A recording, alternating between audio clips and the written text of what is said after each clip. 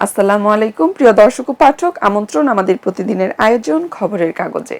আপনাদের সবার সাথে আছি আমি শাবনাম পারভীন।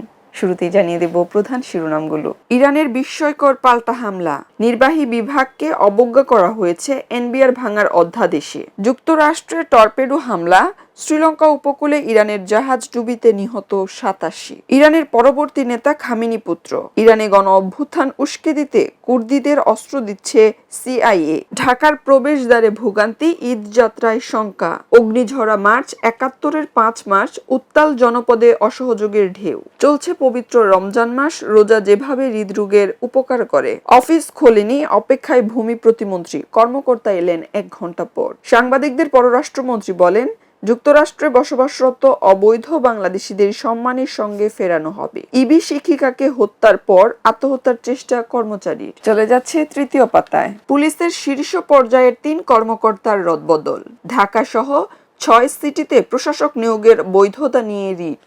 ডিএনসিসি জানিয়েছে, বজ্র ও মশক নিধনে অগ্রাধিকার ডিএনসিসির। চট্টগ্রাম প্রেস ক্লাবের সমস্যা সমাধান করা হবে বলেছেন তথ্যমন্ত্রী। চলে যাচ্ছে অর্থনীতি নিয়ে সাজানো অর্থকুড়ি পাতায়। বাণিজ্য চুক্তি সংশোধনের সুযোগ আছে জানিয়েছেন বাণিজ্য মন্ত্রী খন্দকার আব্দুল মুক্তাদির। কর জিডিপি ১৫% উন্নীতের লক্ষ্য নির্ধারণ। নারীদের প্রধান আকর্ষণ ফার্সি পোশাক। ফ্যাশন ও প্রসাধন পণ্যে চীনা কোম্পানি বিনিয়োগ করবে $২২ মিলিয়ন।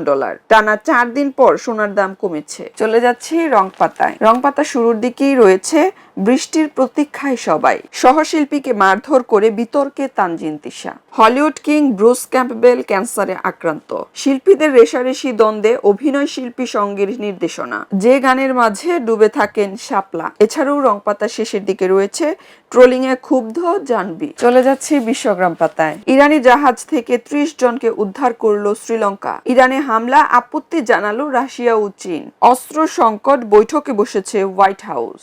ইরানের শাসন ব্যবস্থা উৎখাতের চেষ্টা চলছে জানিয়েছে রাশিয়া। চলে যাব ক্রীড়া অঙ্গন নিয়ে সাজানো খেলার ভুবন পাতায়। ঋতুপূর্ণা আফাইদাদের আনন্দময় দিন। খেলার ভুবন পাতায় রয়েছে আরো ভালো করার পণ মেয়েদের। দক্ষিণ আফ্রিকাকে উড়িয়ে ফাইনালে নিউজিল্যান্ড। বাংলাদেশ সফরে পাকিস্তান দলে নেই বাবর সাইম। খেলার ভুবন পাতায় আরো রয়েছে ওয়াংখেড়ে মহারণ। শেষের দিকে আছে অজুহাত নেই রাফিনহার। চলে যাচ্ছি শেষের পাতায়। ই হেলথ কার্ড চালুর নির্দেশ প্রধানমন্ত্রীর। ব্রাকের প্রকল্প পরিদর্শনের জাইমা রহমান। গ্যাস সরবরাহ রেশনিং করার পরিকল্পনা।